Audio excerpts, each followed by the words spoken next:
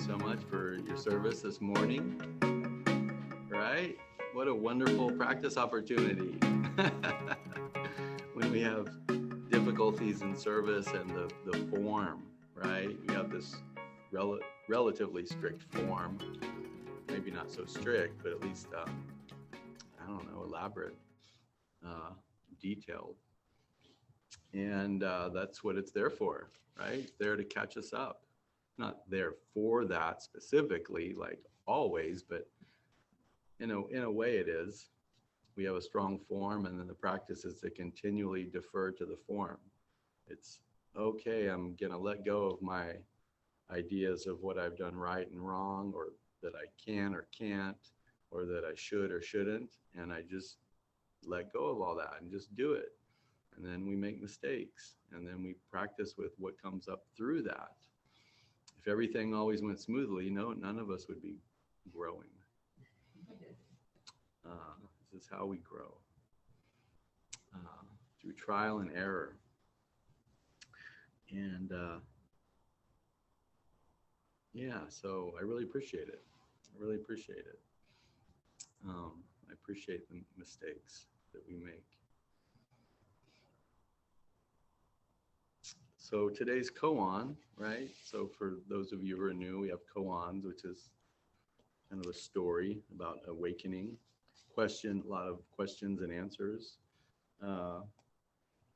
So this is called Tozan's Masagen. I'm not sure if I pronounced that right, but it's translated as 3 pounds of flax. A monk asked Master Tozan in all earnestness, "What is Buddha?" Tozan said, 3 pounds of flax.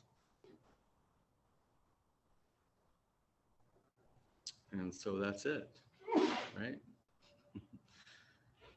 Doesn't get much simpler than this. And yet it makes no sense and not simple at all. Okay, so I'll just go on and read through some of this.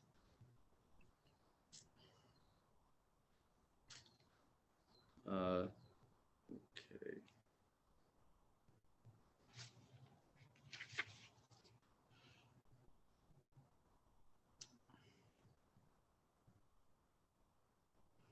All living beings by nature are Buddha.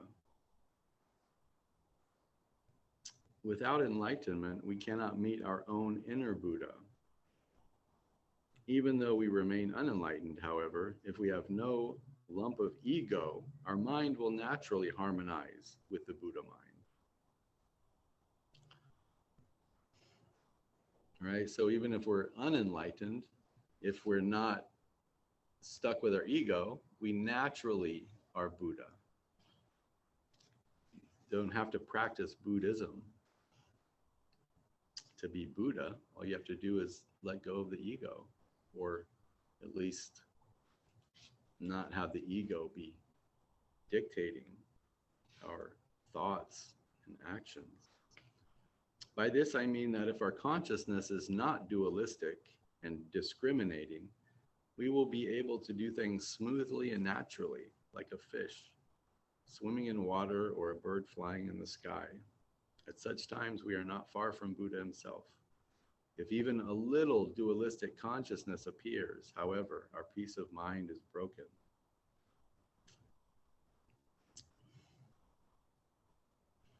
Now, the monk in this case, though we can suppose he has some belief in his inner Buddha, has not yet realized it clearly, so he still asks, "What is Buddha?" Tozan says, 3 pounds of flax.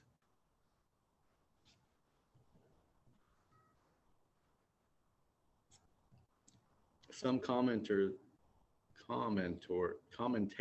say that when the monk came to Tozan, he was weighing out flax.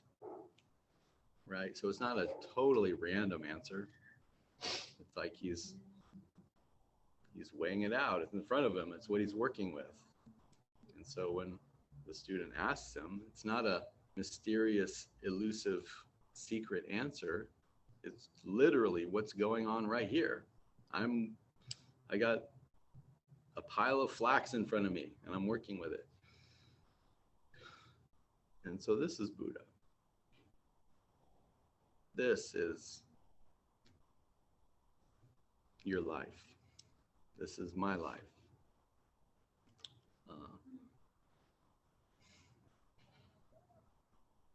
So,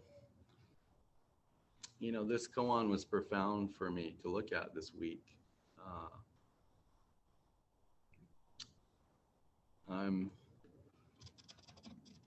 Did I mention I'm stressed at my job?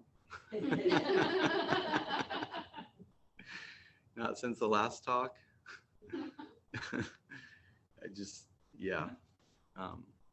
My job is really stressing me out.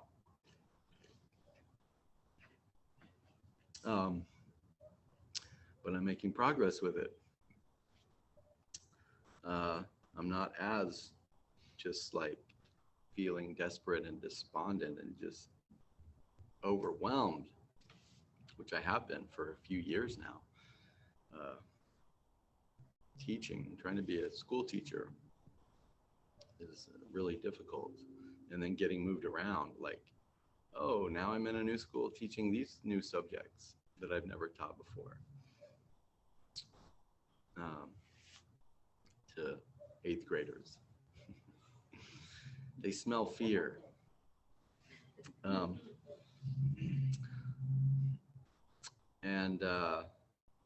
Man, I've been, going through it. I'm teaching history right now. I'm teaching 3 subjects now.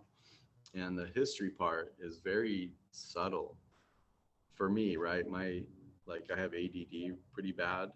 And so when they're like, teach history, I'm like, whoa, like I'm learning all of history so I can teach one thing. And it drives me crazy. But we're going, I'm trying to teach them like really from the heart. I'm trying it's kind of as, I don't know if it's Zen, but I'm trying to inspire them. Like that's what I think is the best teaching, is when they can get that one moment when they're like, oh, aha, that's what I go for. That's not what the principal goes for. He's going for, hit all of these marks, over and over. And I'm like, okay, I can try to do that. But yeah, I'm like going through this like slavery unit. I'm creating, right? There's nobody hands me a good lesson. It says, here, just do this. I'm basically recreating the wheel. And it's been very difficult to go through, right? I'm watching like 12 Years a Slave. I'm watching Amistad.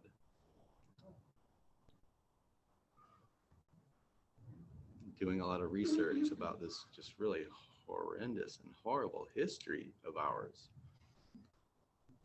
Our country has the terrible history of this brutality and abuse. It's just horrible.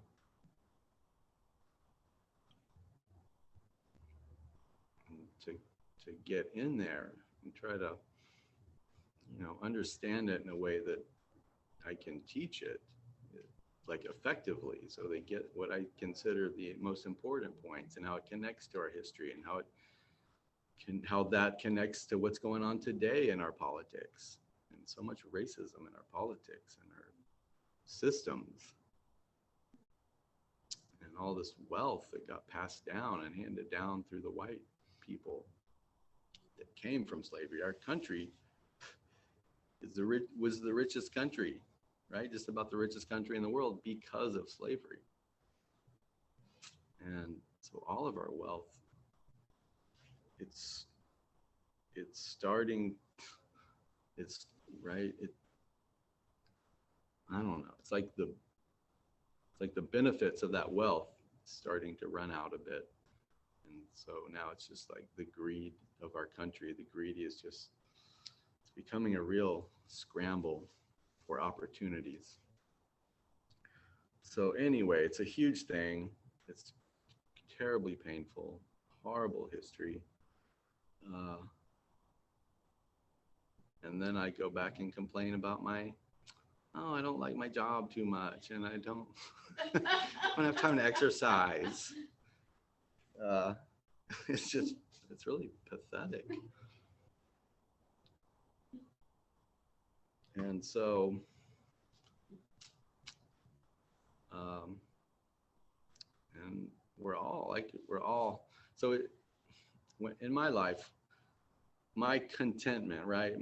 My end of suffering is like being content. And I want to be content. I want to feel happy all the time, pretty much. And uh, and I'm stuck on that. I'm attached to my happiness. And it doesn't take much to make me unhappy. I'm like, I got a good job. I got a great family. I'm super blessed with this community. I've got so much going for me. So blessed. And I'll just like, oh, one little thing. I mean, my job isn't secure, right? My job is tenuous. I'm like on the edge because just I'm overwhelmed with work, first of all. But just my ADD makes it really difficult for me to do everything right, like on time. I'm behind. I'm always behind. And so my job is in jeopardy. I may not be hired back. And so I'm under stress to like try to be doing things right and perfectly. And so I'm putting like 60 hours a week into my job. Uh, and it still may not last. I still feel like I'm not going to be able to keep my job. Right. But there's plenty of work. I can be a substitute. I can make money. I'm not worried about surviving. I'm worried about how content I'm going to be. Right. Uh, will I get to eat out as much as I want, have Starbucks and do stupid things is really what I'm fighting for. My security's there. My life is stable. And then I start nitpicking about, oh, but how happy do I want to be? And here's how much quality of happiness do I need, and about my preferences. And God,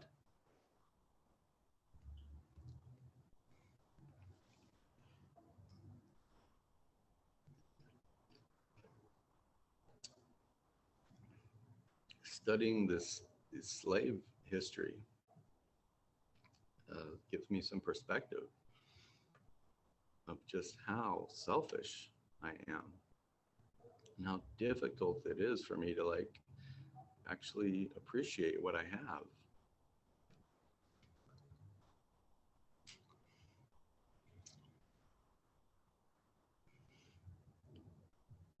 Which is this 3 pounds of flax.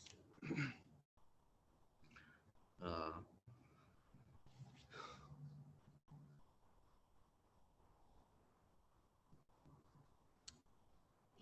yeah, so, thinking of these people that lived their lives, they lived whole lives in slavery.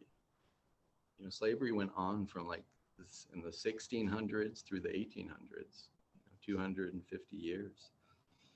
Lots of generations there. Many families born into slavery and lived their entire lives as slaves.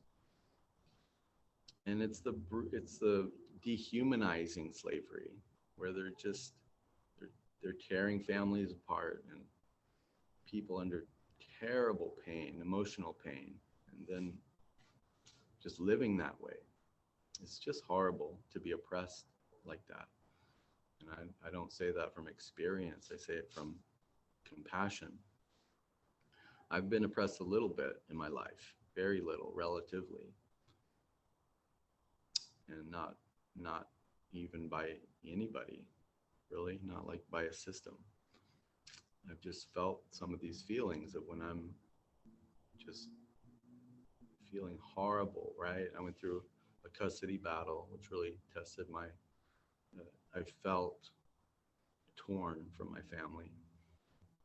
And I use that to be like, wow, this is incredible. This is the most painful thing I've ever been through. And it doesn't compare to what so many people are going through still uh, in the world and in so many places. Um, so I have just a bare taste of that. And it's just unimaginable. So anyway, it's just humbling to start to study some of our history and the pain of the people that were abused so that we can basically kind of take for granted this 3 pounds of flax. Um, and I think one of the big messages that I sort of got from this that I realize, right? Awakening continues. My awakening is always continuing. Like I realized for the first time through this that karma is a lie. Karma is not real. Um, I believe that our energy just continues to manifest throughout the universe infinitely, right? It's like I believe in rebirth. Uh, I believe in reincarnation. I believe that we live different lives in order to learn new lessons so that we can experience everything that everybody's experienced ever. I believe that we all will experience everything everybody has ever experienced.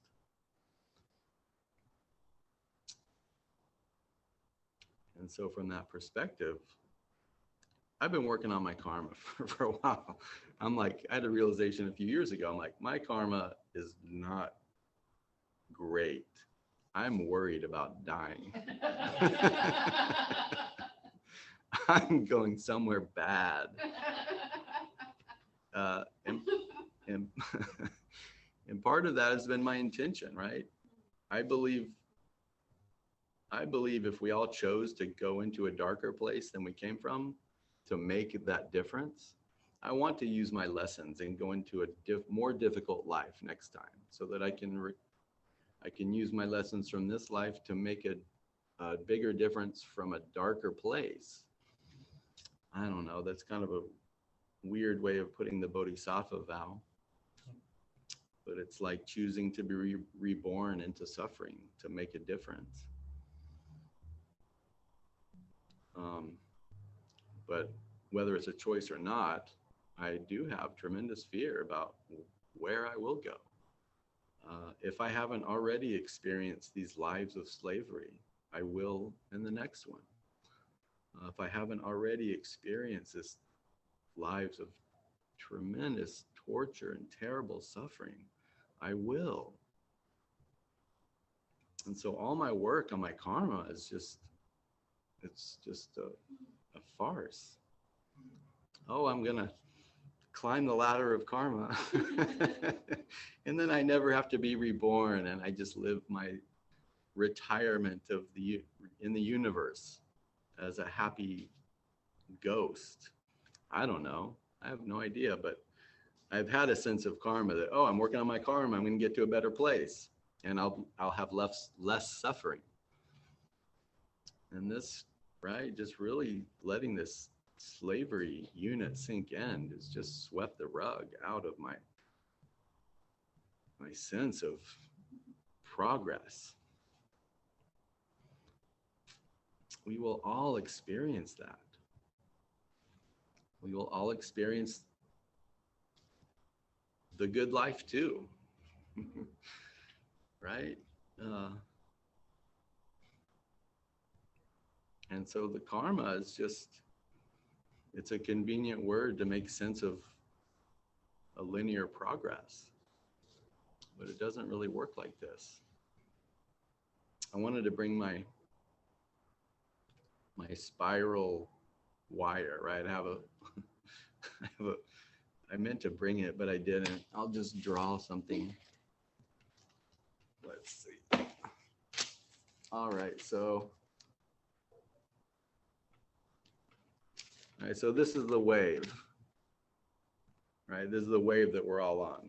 right? We're riding the wave up and down, good and bad, uh, absolute and relative. But the thing is, I realized if you turn the wave sideways, right, you see that it's really a spiral. It looks like this, right? The wave is like spiraling through the universe. And so if you can look at it just right, straight on, you see the whole thing is right there. It's just one circle. Everything is included in the circle, all the ups and downs.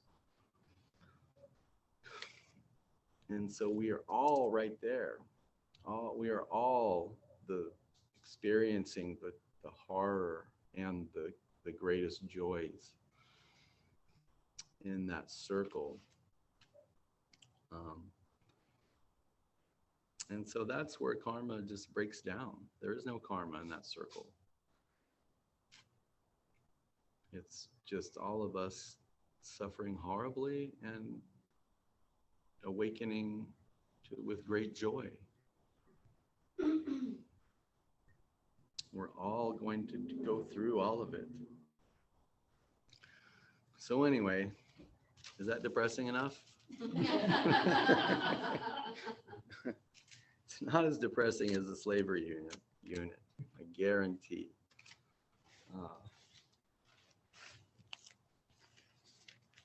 And so, anyway, I'll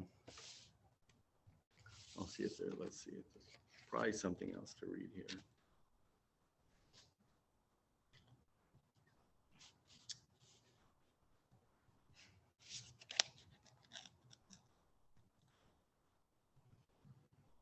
What is Buddha? 3 pounds of flax. 3 pounds of flax is 3 pounds of flax. You are here. When you realize that, you will meet your true self face to face. That is enlightenment. That is what intimate means.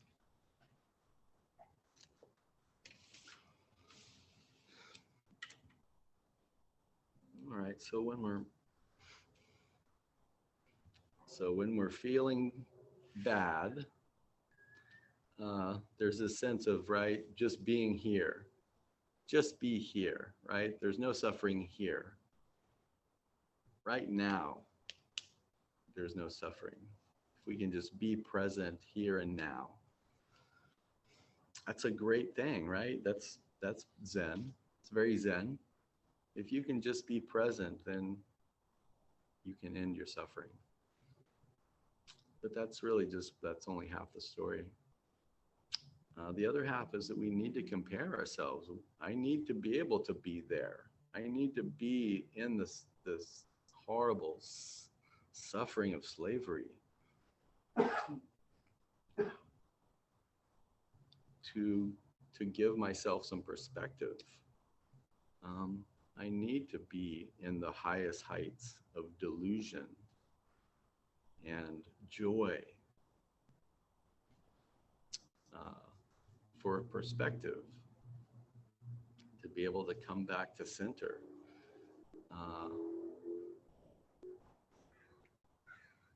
So some talks are more about be here now, and some talks are about be there then, right? Develop this compassion, empathy, and perspective. Man, if you're feeling bad about yourself, come plan this lesson with me for a week or two.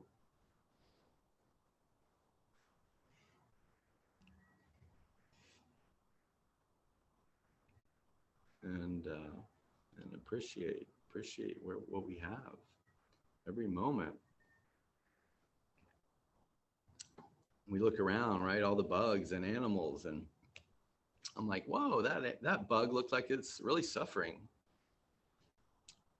And suffering is everywhere. The likelihood of being reborn into this sort of privileged life again is very small. I'm like, this is my one shot. This is it, man. I'm going to be freaking,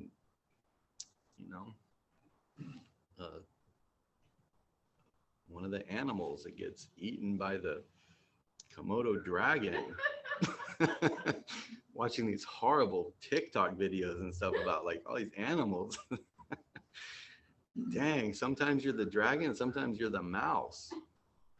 And man, so I'm like, geez, I'm trying to make the most of my time now these days.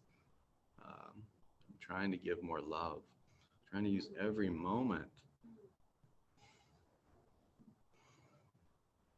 to create more of a flow in the right direction.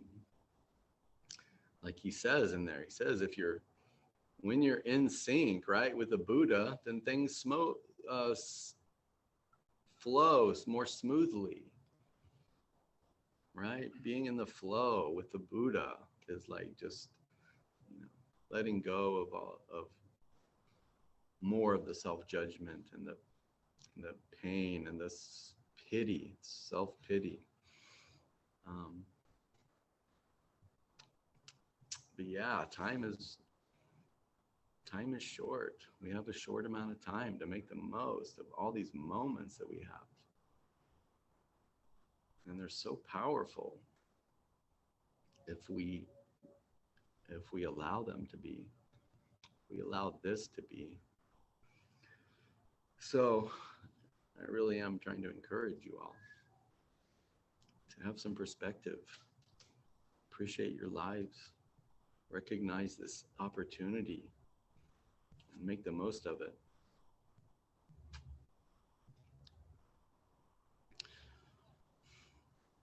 Right? While at the same time,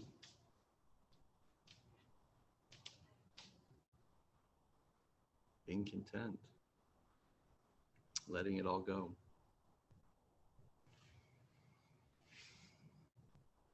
Alrighty then, that's all I got. And that's all I have to say about that.